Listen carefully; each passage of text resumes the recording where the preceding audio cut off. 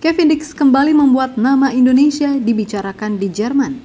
Bukan karena gol, melainkan karena dipercaya masuk tim konsil Borussia Mönchengladbach dan kembali mengenakan ban kapten saat Gladbach menang telak 8-0 di laga pramusim. Sebuah bukti bahwa pemain timnas Indonesia kini bukan lagi sekedar pelengkap di Eropa. Kabar baiknya Kevin Dix bukan satu-satunya. Ole Roemeny langsung mencetak gol ke gawang PSV pada debut Eredivisie. Joey Pelupessy menjadi starter di Liga Belgia. Nathan Choon mencatat assist. Justin Hubner tampil penuh. Sementara Jesus tetap menjadi pilar Sassuolo di Serie A.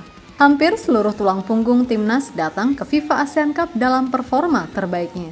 Situasi Indonesia juga makin menguntungkan setelah India memilih mundur demi menghadapi Brazil. Lalu dengan skuad terbaik yang akhirnya bisa berkumpul di kalender resmi FIFA, apakah ini kesempatan emas timnas Indonesia untuk akhirnya mengangkat trofi FIFA ASEAN Cup pertama dalam sejarah?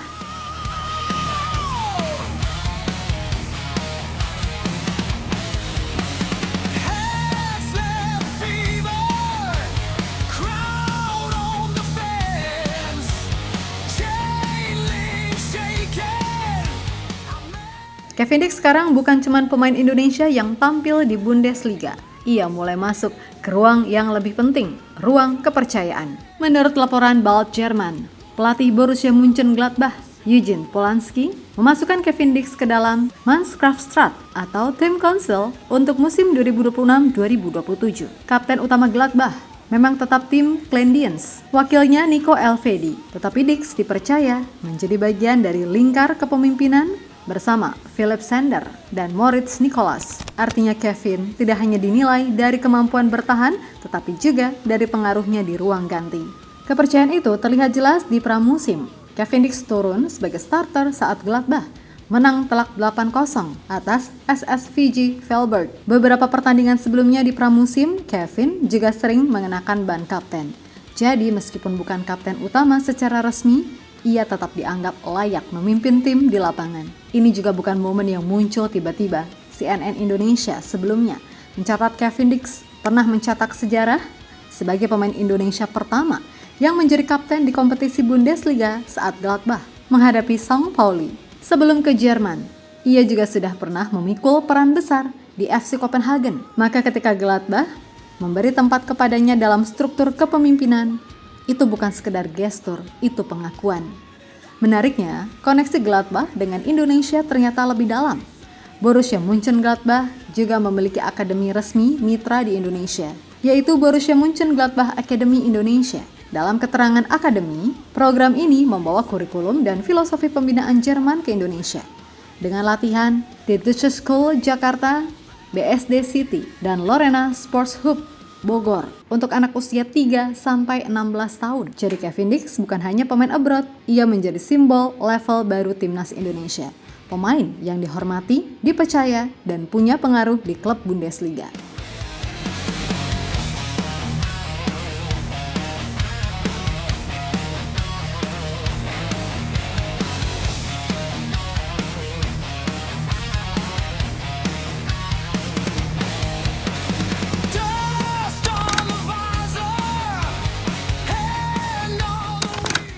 Kevin Dix bukan satu-satunya kabar baik untuk timnas Indonesia.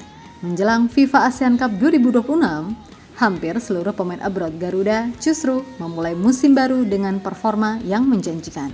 Sorotan terbesar datang dari Ole Roemeny. Striker timnas itu langsung mencetak gol pada debutnya bersama Fortuna Sittard di Eredivisie saat menghadapi juara bertahan PSV Eindhoven. Gol Ole membawa Fortuna unggul lebih dulu sebelum laga berakhir imbang 2-2. Ia bermain penuh selama 90 menit dan mendapat rating 8,1, menjadi salah satu pemain terbaik di lapangan. Di pertandingan yang sama, Justin Hubner juga tampil sebagai starter dan bermain penuh di lini belakang Fortuna Sittard, menunjukkan bahwa dua pemain Indonesia langsung mendapat kepercayaan di kompetisi kasta tertinggi Belanda. Bukan hanya itu, Nathan Choon juga membuka musim dengan catatan positif. Nathan menjadi starter untuk Willem II dan mencatat 1 assist saat menghadapi Go Ahead Eagles. Meskipun timnya kalah 1-4, performa Nathan tetap mendapat perhatian karena mampu menciptakan beberapa peluang penting. Sementara itu di kubu lawan, Dean James juga kembali dipercaya sebagai starter dan ikut mengantar Go Ahead Eagles meraih kemenangan telak. Dari Belgia, Joy Pelupesi langsung menjadi pilihan utama Lomel SK yang baru promosi ke kasta tertinggi. Ia bermain penuh selama 90 menit saat timnya menahan imbang STVV 1-1. Ini menjadi sinyal bahwa Joy tetap menjadi andalan, sekaligus menjaga ritme pertandingan menjelang membela timnas Indonesia. Michel Kors kini juga dikabarkan sudah kembali berlatih dengan FC Twente. Sementara itu Kelvin Verdong juga terus mendapat perhatian di Prancis. Meskipun musim baru masih tampil pada laga pramusim Lille, akun resmi LOSC Lille justru mengunggah konten yang menyinggung timnas Indonesia. Dalam unggahannya tersebut, Lille menampilkan Verdong dengan pesan bahwa ia siap membalas Singapura dan Vietnam setelah kegagalan Garuda di ASEAN Championship 2026. Sebuah unggahan yang menunjukkan nama Indonesia ikut mendapat sorotan melalui pemainnya. Lalu ada Jesus, meskipun masih menjalani pemulihan cedera, kapten timnas Indonesia itu tetap menjadi pilar utama Sassuolo di Serie A. Bahkan sebelumnya, media Italia sempat mengkaitkan namanya dengan PSG sebelum Sassuolo menegaskan ingin mempertahankannya. Ditambah Kevin Dix yang kini menjadi bagian kepemimpinan Gladbach. Terlihat jelas bahwa tulang punggung timnas Indonesia datang ke FIFA ASEAN Cup bukan sebagai pemain cadangan, melainkan sebagai sosok yang dipercaya di klub masing-masing. Itulah modal yang membuat skuad Garuda kali ini terasa jauh lebih matang dibanding di ajang AFF.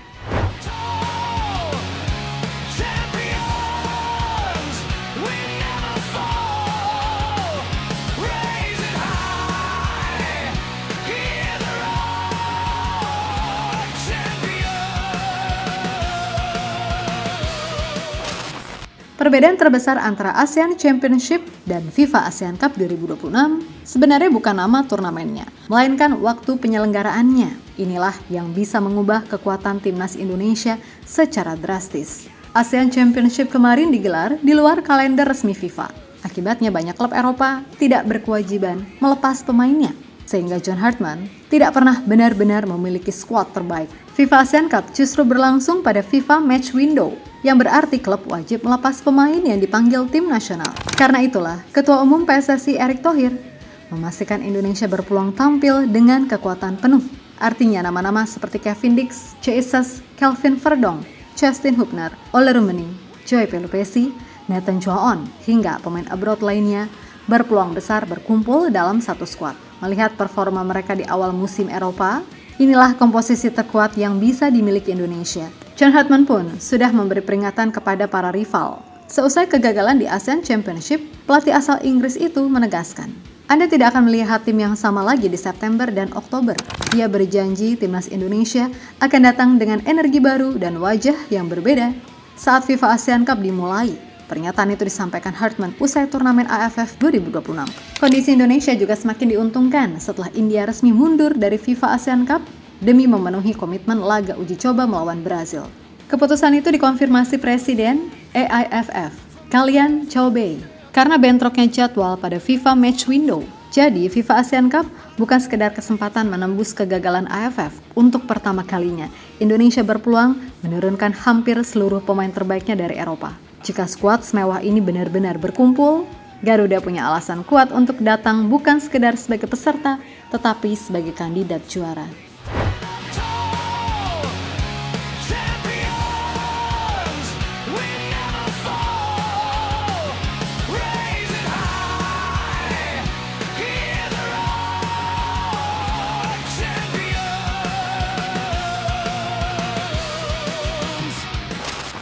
Kalau kualitas skuad menjadi modal utama, maka peta persaingan juga ikut berpihak kepada Indonesia. Jalan Garuda menuju final FIFA ASEAN Cup kini terbuka lebih lebar. Perubahan terbesar datang dari India. Presiden Federasi Sepak Bola India, Kalyan Chaubey, mengkonfirmasi bahwa timnya resmi mundur dari FIFA ASEAN Cup karena memilih memenuhi komitmen laga persahabatan melawan Brazil pada FIFA Match Window. AIFF menilai kesempatan menghadapi Brazil jauh lebih berharga dibanding kembali bertemu Malaysia atau Singapura. Apalagi aturan FIFA hanya mengizinkan jumlah pertandingan tertentu dalam satu jendela internasional. Keputusan itu membuat Indonesia kehilangan salah satu pesaing di grup A. Sebelum India mundur, grup A sudah dihuni Indonesia, Malaysia, Singapura, dan India. Sementara dua rival terkuat Asia Tenggara, Vietnam dan Thailand, berada di grup B. Artinya jika Indonesia mampu menjadi juara grup, Garuda tidak perlu menghadapi salah satu dari dua kekuatan terbesar dari kawasan Asia Tenggara itu hingga partai final. Dibanding edisi-edisi sebelumnya, jalur menuju laga puncak jelas terasa lebih ringan. Keuntungan Indonesia juga bertambah karena berstatus sebagai tuan rumah. Bermain di hadapan puluhan ribu supporter sendiri selalu menjadi nilai lebih. Apalagi stadion seperti Gelora Bung Karno dipastikan kembali menjadi pusat perhatian turnamen. Dukungan publik bisa menjadi pembeda ketika menghadapi laga-laga penting. Namun, semua keuntungan itu hanya akan berarti jika Indonesia mampu memanfaatkannya. Skuad terbaik sudah bisa berkumpul, lawan di grup berkurang. Vietnam dan Thailand berada di jalur berbeda, serta dukungan supporter ada di belakang Garuda. Sulit membayangkan Indonesia mendapat kombinasi peluang yang lebih ideal daripada ini. Karena itu, FIFA ASEAN Cup 2026 bukan sekedar turnamen baru. Ini adalah kesempatan emas yang mungkin tidak datang dua kali. Jika timnas Indonesia ingin mengakhiri penantian panjang meraih gelar regional, maka panggung terbaiknya ada di depan mata.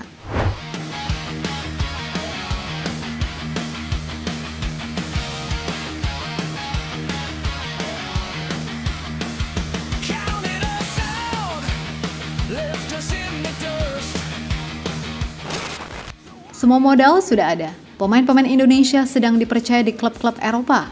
Skuad terbaik akhirnya bisa berkumpul karena FIFA Match Window. Indonesia bermain di kandang sendiri dan jalan menuju final semakin terbuka setelah India mundur. Sekarang tidak ada lagi alasan untuk sekedar memasang target tinggi. Saatnya membuktikan di lapangan. Seperti yang berkali-kali ditegaskan oleh John Hartman, timnas Indonesia harus datang dengan wajah yang baru dan mentalitas yang berbeda. FIFA ASEAN Cup 2026 adalah kesempatan emas yang belum tentu datang lagi. Jadi, kalau bukan sekarang, dengan skuad-skuad ini, lalu kapan Indonesia akan mengangkat trofi regional pertamanya?